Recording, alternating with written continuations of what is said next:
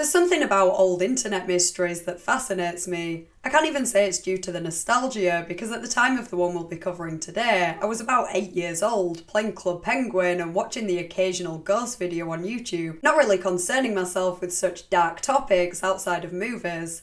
Perhaps it's the obscurity that develops over time as people forget and stop talking about them and information is lost, making them harder to research. Anyway, this is the mystery of user 927. Let's investigate. If you enjoy internet mysteries and generally disturbing content, feel free to subscribe and turn on notifications for more content like this. I also have a Patreon and a PayPal, so if you're interested in supporting the channel, feel free to check those out, links will be in the description.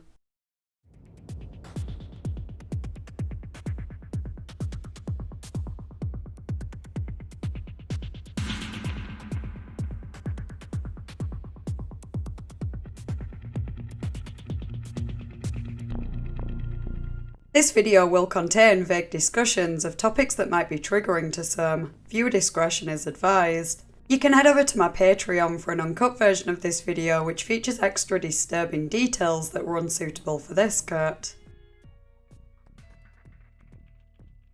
On the 4th of August 2006, AOL, which was basically the Google of its time, made the extremely controversial decision to release a text file consisting of 20 million search keywords for over 650,000 users over a 3-month period. Some sources state that this was an accidental leak, however it seems that it was intentional, for research purposes they claimed, whatever that means. They gave each user a number in an attempt to keep them anonymous, but search history alone can be enough to identify someone. Think of every search you've made in the last 3 months and how much information about you could be obtained from that. A combination of searches about specific interests, work-related queries, bus times, shop opening hours, pets, medical questions, etc. could reveal where you live, what kind of job you do, parts of your medical history, and all that could be used to identify you. That's exactly what happened to 62-year-old Thelma Arnold, a widow from Lilburn, Georgia, who consented to her identity being revealed publicly after the New York Times tracked down her and a number of other users just from the browsing history. Thelma had conducted hundreds of searches during the 3-month period, including numb fingers, termites, landscapers in Lilburn, Georgia, homes sold in Georgia, 60 single men, where is the safest place to live, what is the best season to visit Italy, adventure for older American, tea for good health, how to buy school supplies for children in Iraq, best dog for older owner, movies for dogs, dog that urinates and everything, as well as multiple searches for the last name Arnold. During an interview, she said, "My goodness, it's my whole personal life. I had no idea somebody was looking over my shoulder."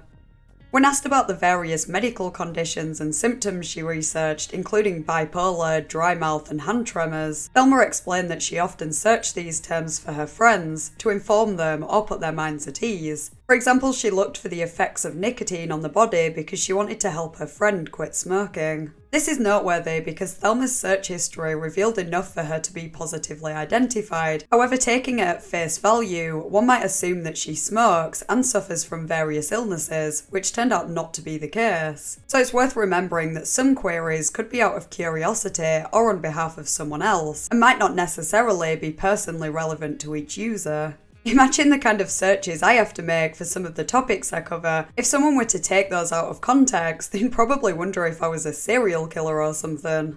AOL apologised to the users whose searches had been leaked, including Thelma specifically, and they had deleted the data on their site by the 7th of August, but the damage had already been done, and people had shared and re-uploaded it elsewhere on the internet. In September 2006, a class action lawsuit was filed against AOL that accused the company of fraudulent and deceptive business practices and of violating the Electronic Communications Privacy Act. It was settled in 2013 when AOL agreed to pay up to $50 to every member between March and May 2006 who believed their searches were included in the leaked data, and up to $100 to everyone who believed they were identified as a result of the data. The whole fiasco was a bit shocking and embarrassing for people like Thelma, whose curiosities and anxieties had been revealed to the world, though her searches reflect her demographic pretty well, and there was nothing too concerning there. The same can't be said for some other users though. User 98280 seemed to believe that they were cursed and searched for how to break curses, Bible scriptures for defeating the enemy, and the following day, how a man's drug use affects a fetus, which could be out of curiosity, or perhaps it's a worried parent-to-be who has a drug problem or their partner does. Another user's searches were also drug-related, asking how to mask the presence of heroin in the body, as well as, quote, stool is exiting from urethra. I hope you're not eating right now. While it's important to remember that some searches may not be relevant to someone's life or situation, some users' histories seem to tell a story. For example, user 3067593 was presumably a woman who had a miscarriage, as she searched multiple times for the signs of a miscarriage and pregnancy complications. Her marriage appeared to be breaking down at the time too, as she looked for signs of an unhealthy relationship and how to avoid divorce, as well as chat rooms for lonely married people. One of the terms, dad and miscarriage, might suggest that the hypothesized miscarriage played a part in the imminent divorce, or at least that she was worried about how to tell him or how he reacted once she did. User 2318745 seemed to think that they were communicating through AOL with someone called Joe, quote, you call me from that bank again, you be sorry. Joe, hell with you. You are weak. You love self. All home you keep. Enjoy, while hell eat at you. You are a liar. This end it. Keep my letter. When you turn to a man, come see me. You are a kid. I'm gone. Life go on. Not with you. I'm retired. Stole my pension. Bye, Joe. Don't call me. Mess with my boy. It wartime. Boys wartime. Fuck you. User 711391's history tells a married woman's horror story about meeting someone online. Her earlier searches were asking about online romances leading to real physical relationships, and it seems that she eventually fell in love with the man she was talking to online and arranged to meet him, as she asked questions like how to make a good first impression and how to drive a man crazy with desire for you. It didn't go well though, as she later revealed that the contact between them was not good and that he acted weird after, leading her to believe that he used her. She seems worried that she contracted a disease from him and implies that he was harassing her at one point. She also mentions having an affair with a woman, and a number of searches suggest that she may have been abused as a child. Some of her later searches that were leaked were, I thought I could handle an affair but I couldn't. Affairs cause so much trouble. You will get nothing out of having an affair. And finally, how do you get a mentally ill parent to get medical help? And how to get your parent help for depression, which could still be the woman concerned about her own parent or her child who is concerned about her. User 13334512 was eager to find www.Eminem putting his bare butt in the toilet and touching the bowl with his arse cheeks.com and www.Eminem bends over to pick up pants because someone pantsed him to see his butt.com. Another user queried how to manually extract their feces, no context given. User 17556639 sought photos of dead people and car crashes, as well as advice on how to kill their wife. Another user's history revealed that they eat their own bodily fluids and put it on their face as a scent to attract girls. User 6048640 made a number of suspicious searches, including for 12 and 13-year-old brides, as well as jailbait party, and Emma Roberts' butt. She was 15 at the time, by the way. There were plenty of searches conducted by other users of a similar nature, as well as related to inappropriate contact with animals and family members. Another wanted pictures of and information about cannibalism, such as the cooking of flesh and fattening girls up for meat. User 5342598 searched for unsolved murders in San Jose, then honed in on Tara Morowski, a 21-year-old woman who was found dead lying in the backseat of her car in April 1983. In March 2015, Christopher Holland was convicted of murdering 17-year-old Cynthia Munoz, and he was also charged with Tara's murder. The trial was supposed to begin later that year, but it doesn't actually appear to have happened yet. I wasn't able to find any articles with updates, only a Facebook comment on a group for Tara that implied it had been postponed indefinitely because he was already in prison for another murder, so the DA was in no rush to convict him for Tara's murder. Anyway, considering user 5342598 made multiple searches relating to Tara and seemingly began questioning whether they were in fact a serial killer themselves, it has been speculated that they might have been the person responsible for Tara's murder, perhaps Christopher Holland if he was guilty. However, some of the searches suggest that the user was likely a woman who had recently broken up with her controlling partner who was trying to sell the house that she paid for. It can be inferred that she cheated on him, got pregnant with someone else, told him he was the dad, and was now worrying that the child might find out now they were getting older. So this user was certainly in a sticky situation, but more than likely not a serial killer. As you can imagine, lives and reputations would be ruined if some of those users were identified. The browsing histories contain everything from bizarre revelations and questionable kinks to deeply personal concerns and even criminal activity. None were more shocking than the history of user 927 though. They made various normal searches, including for music like Fall Out Boy, All American Rejects, Jeffree Star, unfortunately, as well as multiple different flowers, baby names, low-calorie foods, yoga, and happy bunny pictures, among others. However, not all the content they sought was so innocent. Let's start from the beginning, of the 3 months that is. What led to this point is a mystery. The first few searches were related to John Lennon and Yoko Ono, then a few songs and lyrics, then Heal Time for Broken Legs, followed by numerous about human mold and skin mold and fungi. Perhaps 927 was concerned about some kind of leg injury they had that caused mold on the skin. Or maybe this was some kind of inappropriate interest, so to speak, as less than 2 minutes later, things took a sudden dark turn when they searched for dog sex, scrolled through a few pages, then back to skin diseases, specifically mange, which is a disease caused by parasitic mites that results in itching, hair loss, and scabs and lesions.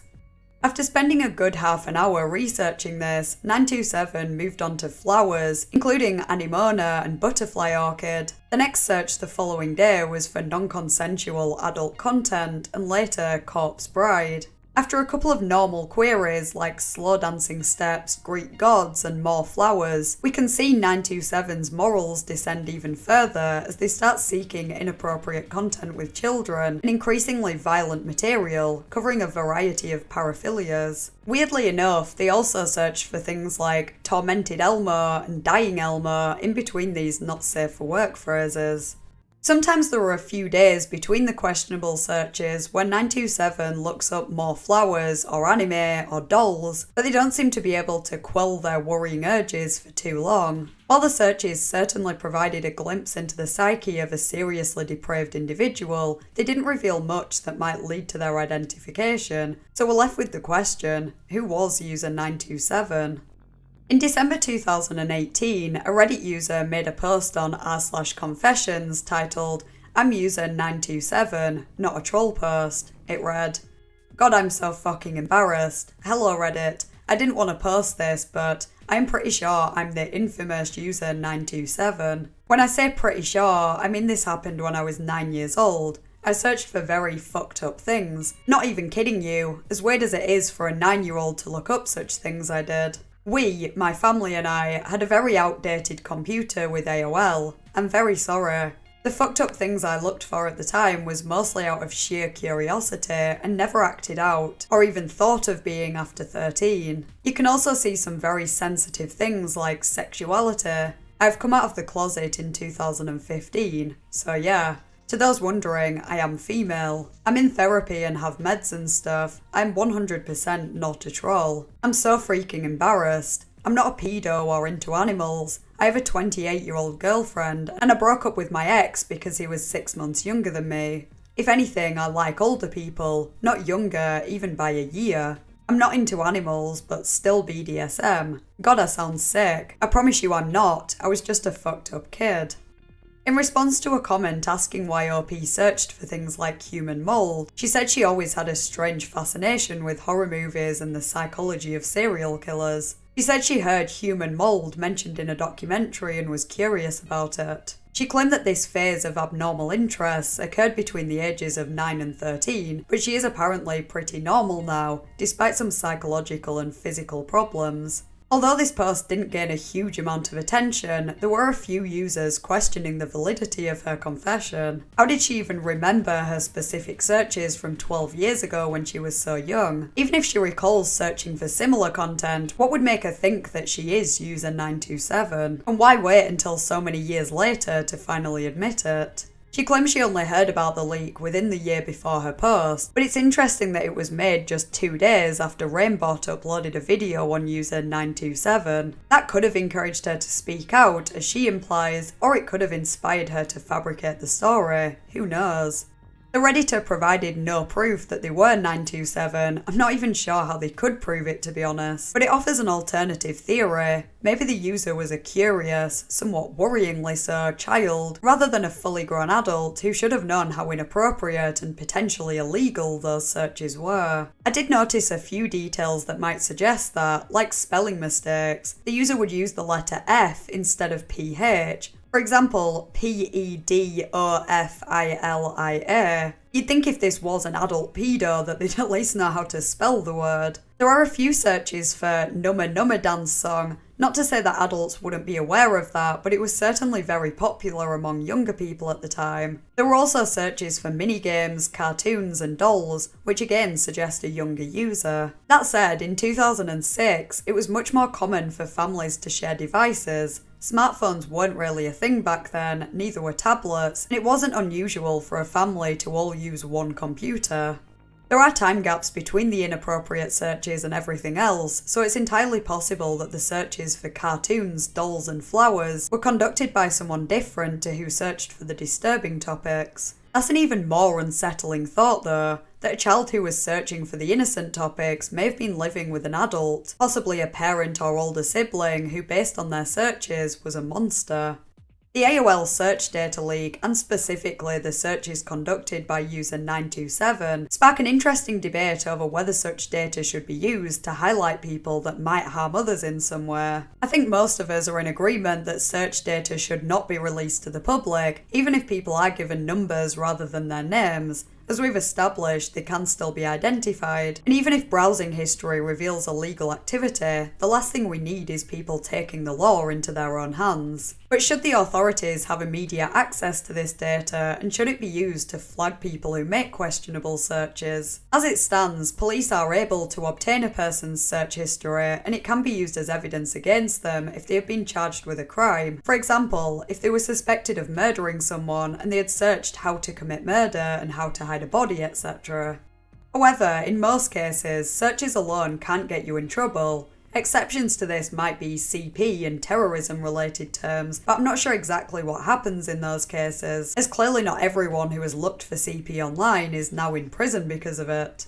Anyway, as soon as you watch that content, you're breaking the law, but there is some grey area of content that isn't illegal in itself, but could certainly help someone to commit a crime. With the added context of other dubious searches, it can sometimes paint a picture that might give police a heads up when someone is planning to commit a crime. For example, a few searches about how to commit murder could be passed off as general interest, but if someone makes a number of searches that suggest there are problems in the marriage, then for legal advice on divorce settlements, then for life insurance policies, then how to commit murder and make it look like an accident, then how to hide a body and dispose of evidence, and so on, it starts looking more suspicious. Do we know for sure that that person will go on to murder their spouse? No. Is it worth investigating anyway if it could save a life? Perhaps. I'm not suggesting we arrest people for their suspicious browsing history, but maybe in some instances it's worth checking out, rather than waiting until someone has already been murdered, then using search history as evidence to convict them.